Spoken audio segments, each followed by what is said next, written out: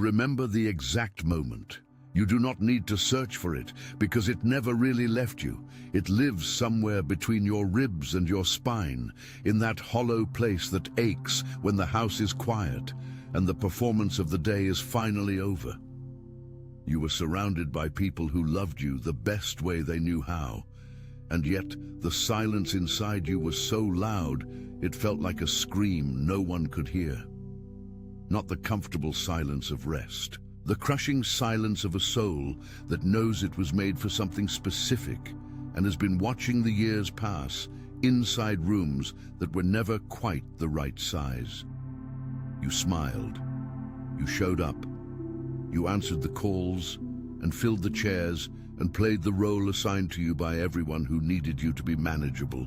And while you were doing all of that, something ancient and unbreakable inside your chest kept whispering that this was not the thing, not the real thing, not the one your Creator pressed into your spirit before you ever took your first breath in this world. That whisper was not anxiety. It was not ingratitude or restlessness or some character flaw that needed to be corrected by people who had never heard their own whisper. That was the sound of purpose refusing to be buried. The chosen ones, the ones God marks with an unusual sensitivity to meaning and an unusual inability to settle for the surface version of life, are almost always the last to be understood by the rooms they were born into. Your depth made people uncomfortable.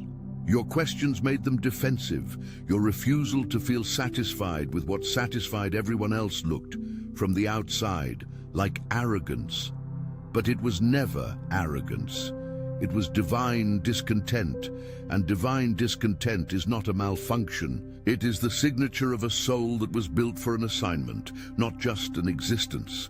The ache you have been carrying is not a wound, it is a compass. Every dinner you sat through with that invisible weight pressing down on your chest, every gathering where you were physically present and spiritually somewhere else entirely, every moment you swallowed the words that were too large for the conversation happening around you, all of it was not wasted.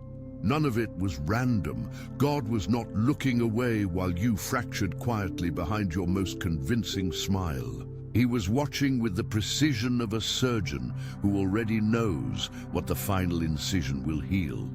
The isolation was not abandonment. The confusion was not punishment.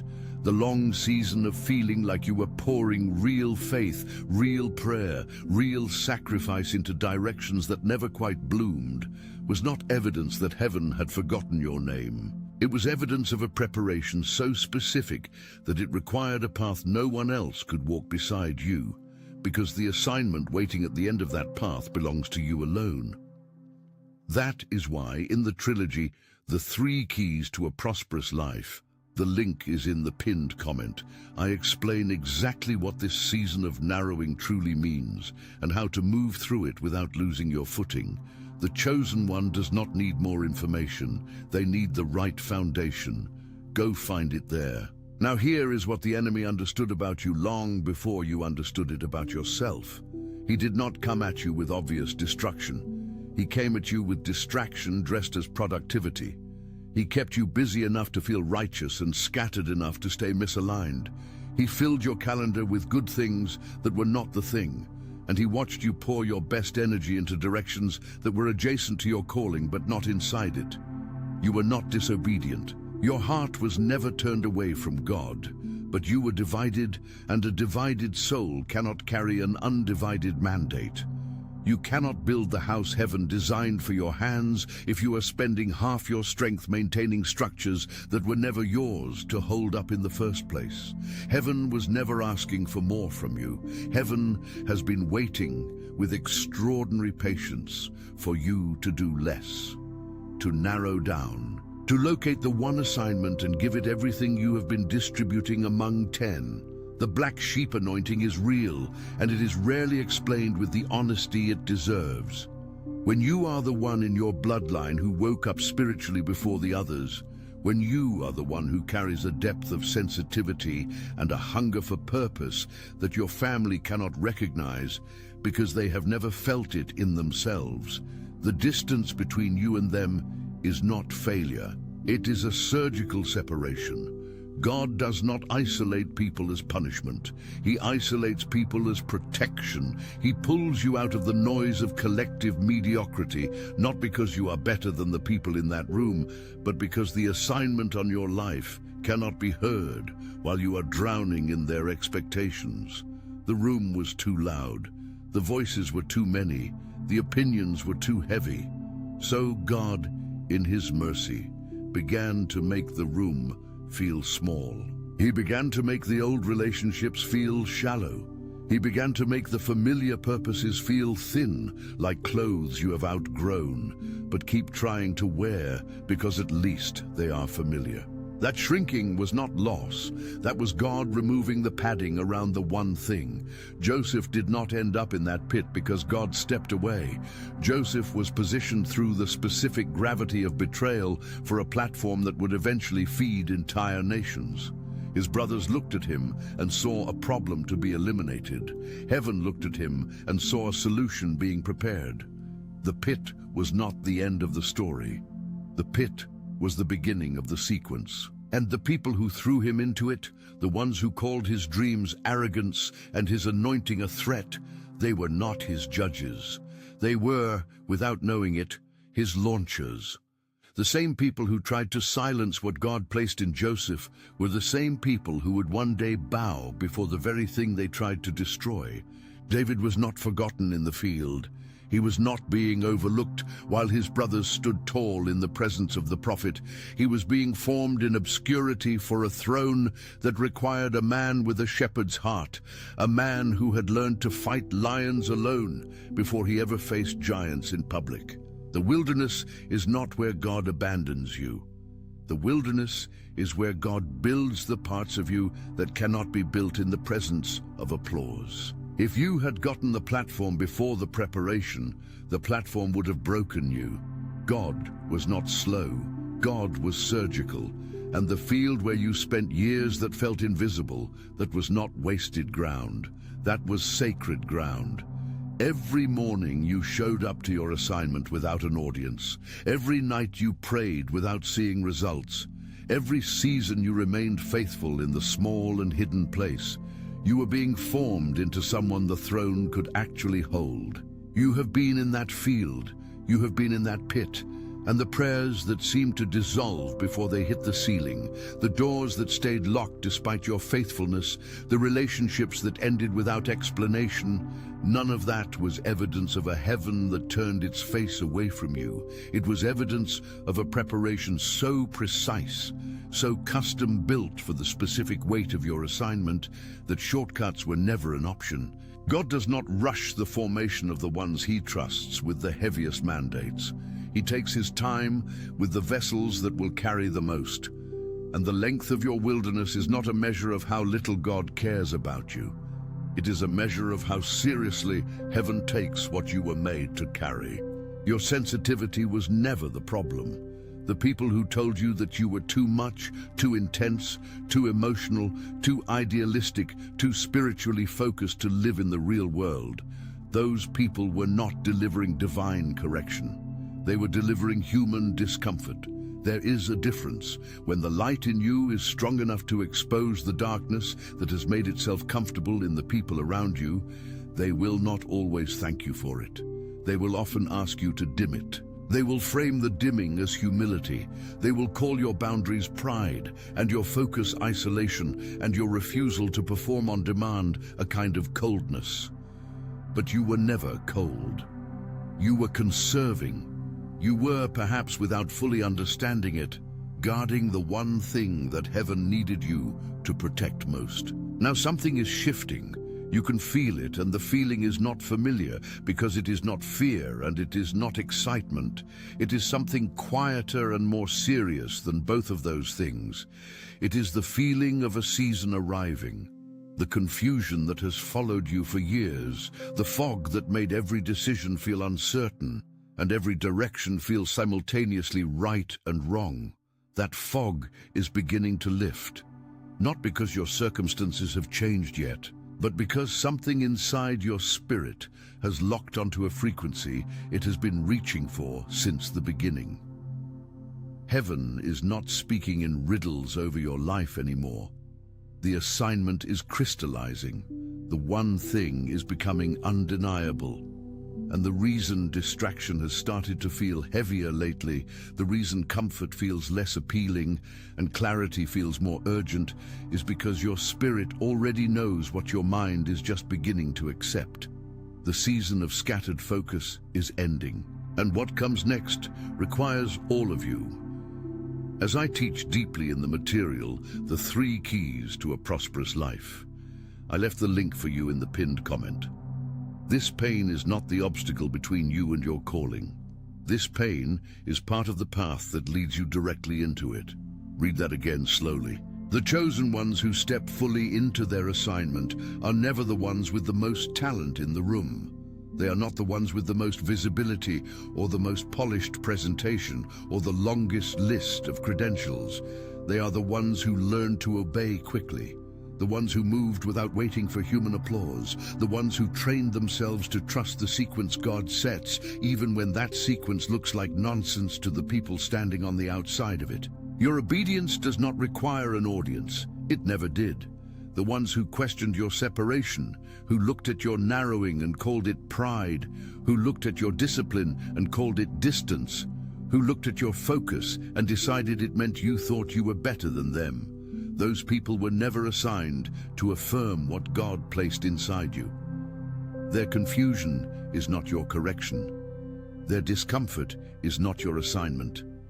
You must understand what happens spiritually when someone like you chooses to get quiet, when the black sheep, the light bearer, the one who was born different in a room full of people who needed sameness to feel safe, when that person finally stops trying to translate their calling into a language the room can accept, the room does not celebrate. The room resists, not always loudly. Sometimes the resistance is subtle. It comes dressed as concern. It comes as well-meaning advice that consistently leads you back towards smallness. It comes as relationships that drain exactly the kind of energy your assignment requires.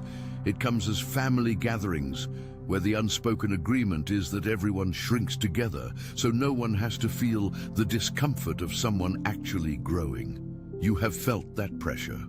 You have sat inside it. You have sometimes surrendered to it, because the alternative, the loneliness of being different in a room you love, felt too heavy to carry on top of everything else. But here is the truth that God has been building toward in your life through every painful season, every confusing silence, every door that would not open. The cycles that have run through your bloodline, the confusion, the deferred purpose, the poverty of spirit that masqueraded as humility, the identity broken by comparison and shame. Those cycles do not end because of time.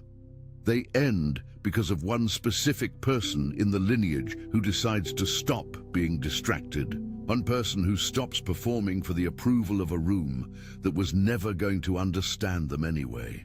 One person who picks up the one assignment God placed on their life and refuses to put it down until it is finished. That person breaks what years and generations could not break because they are finally operating from the frequency heaven designed them to carry.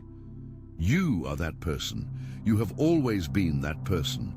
The only question has ever been when. The social cost of your assignment is real, and it would be dishonest to pretend otherwise. There are relationships you have already begun to outgrow, not because you stopped loving the people inside them, but because the direction of your calling and the direction of those connections have stopped running parallel. There are rooms you have been loyal to long past the season God intended, because leaving felt like betrayal and staying felt like survival.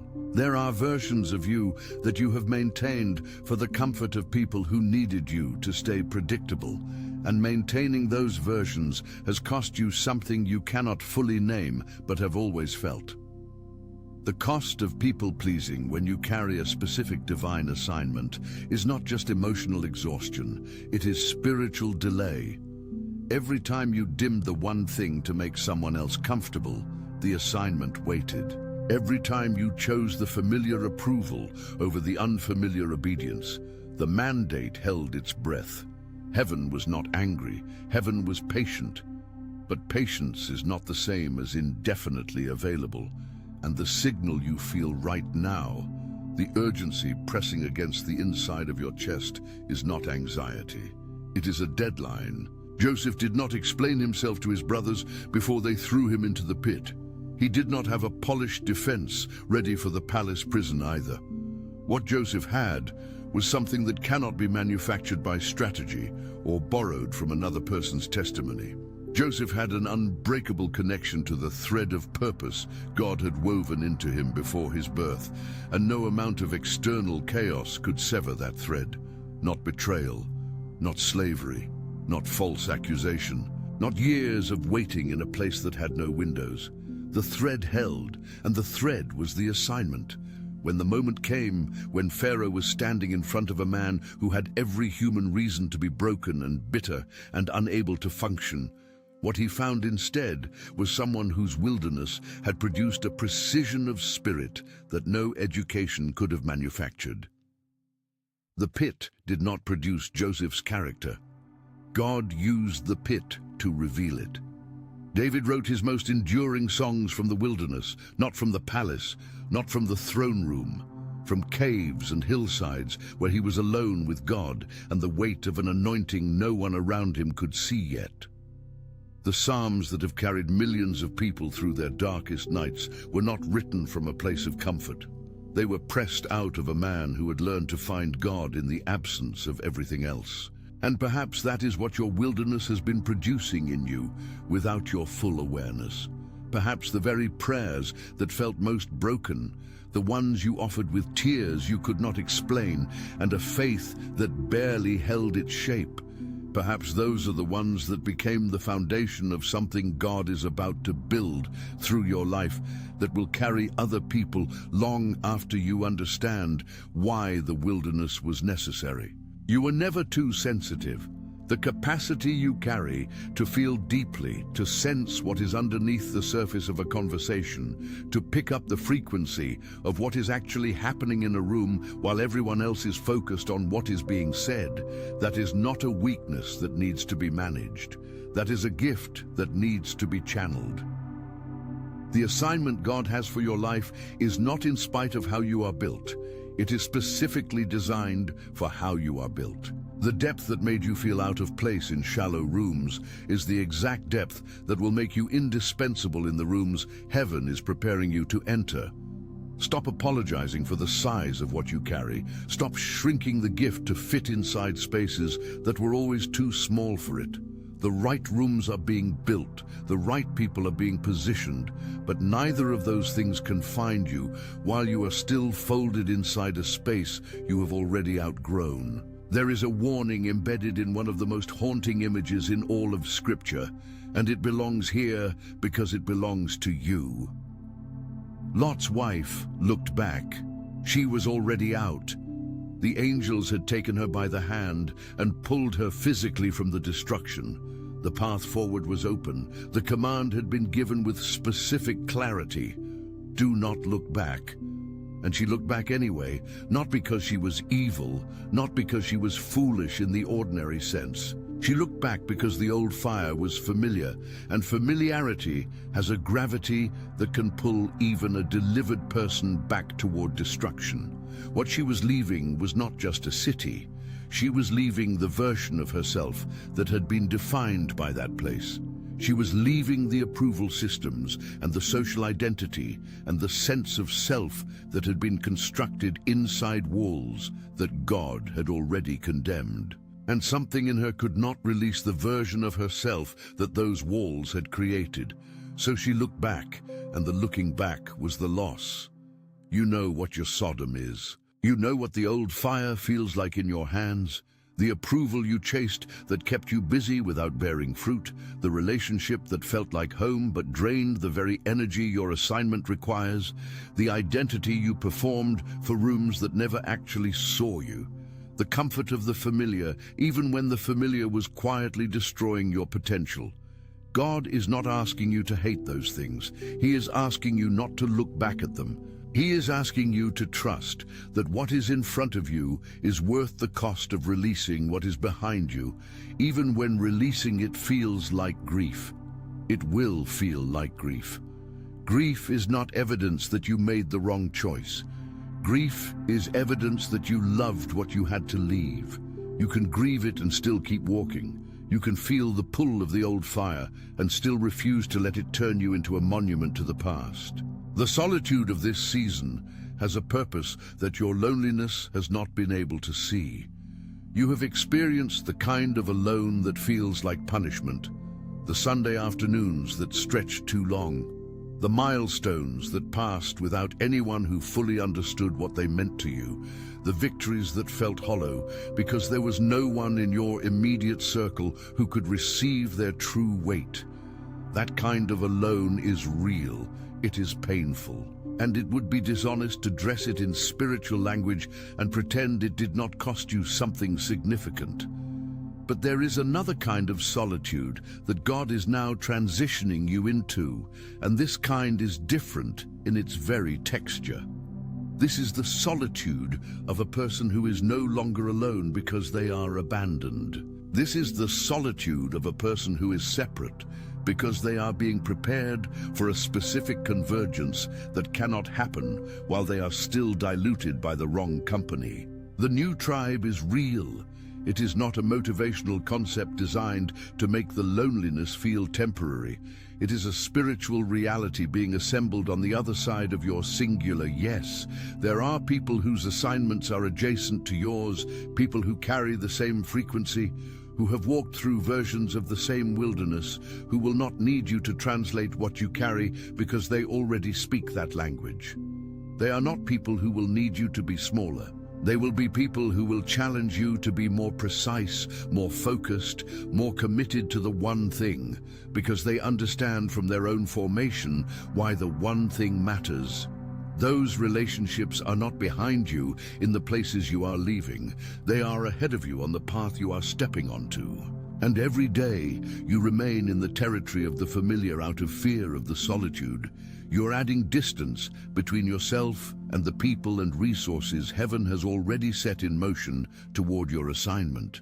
The resources assigned to your obedience are not waiting for your circumstances to align. They are waiting for your focus to align.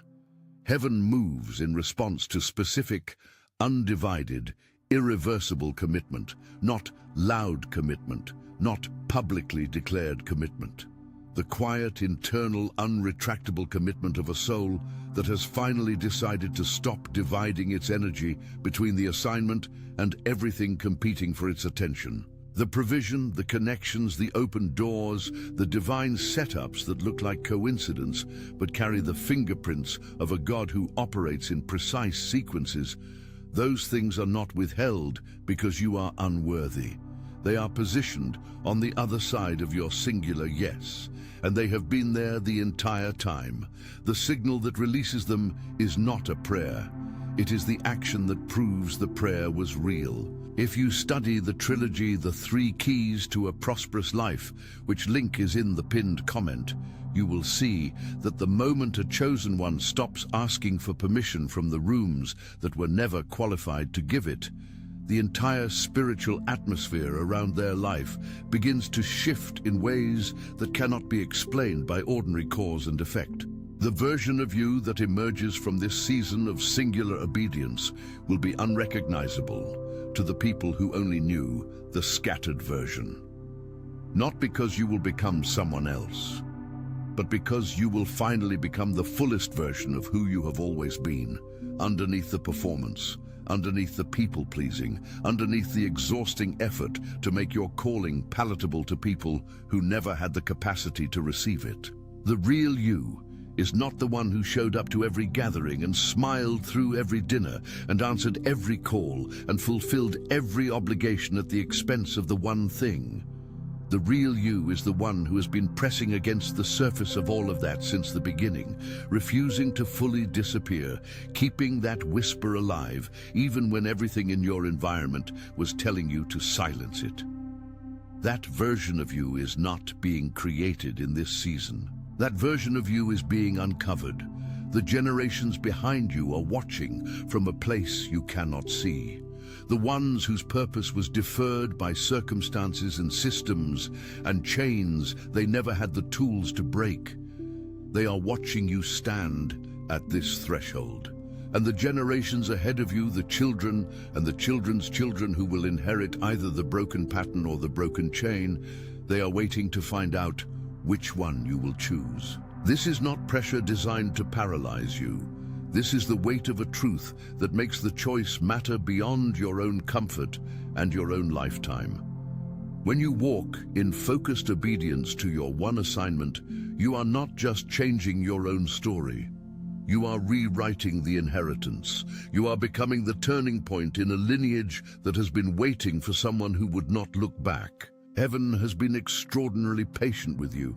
Patient through the seasons of scattered focus, patient through the seasons of seeking approval from people who could not give you what you needed, patient through the wilderness years and the pit years and the field years. And now heaven is speaking something different, not with more patience, but with a specific and pressing clarity. The fog is lifting, the assignment is crystallizing. The time for dividing your attention between the one thing and everything else competing for it has ended. Not because the competition has disappeared, but because you are ready to stop answering it. You were always going to arrive at this moment. You were always going to be the one who stood at this threshold and chose the assignment over the applause. The question was never if. The question was only when. And the answer to when is now pressing against the inside of your chest with a force that should tell you everything you need to know about where you are in the sequence. The calling is yours. It was always yours. It was placed in you before the world had an opinion about you, before the rooms got to decide what you were worth, before the critics and the doubters and the well-meaning advisors arrived with their maps to a destination you were never supposed to reach. The assignment belongs to you the way your breath belongs to you, not because you earned it, but because it was given specifically to you by a creator who does not make mistakes in his choices. You have been faithful in the field. You have survived the pit. You have kept the whisper alive through every season that tried to silence it. And now the sequence is moving you out of the preparation and into the mandate. Not gradually, not eventually. Now, go do the one thing, finish it, and do not look back. If what you just read reached a place in you that has not been reached in a long time, that is not a coincidence. That is recognition. Your spirit recognizing the frequency of what it was made for. The 3 keys to a prosperous life. The complete trilogy I put together specifically for the one who is standing at this threshold and needs the practical, spiritual, and foundational tools to walk into the assignment without losing their footing. That resource is waiting for you in the pinned comment right now, not tomorrow, not when you feel more ready. The version of you that reads those words and applies them is the version of you that the generations behind you have been waiting for. Go find the link in the pinned comment. Your assignment is not waiting for a more convenient season. It is waiting for you to say the specific, undivided, irreversible yes that only you can say. Go say it.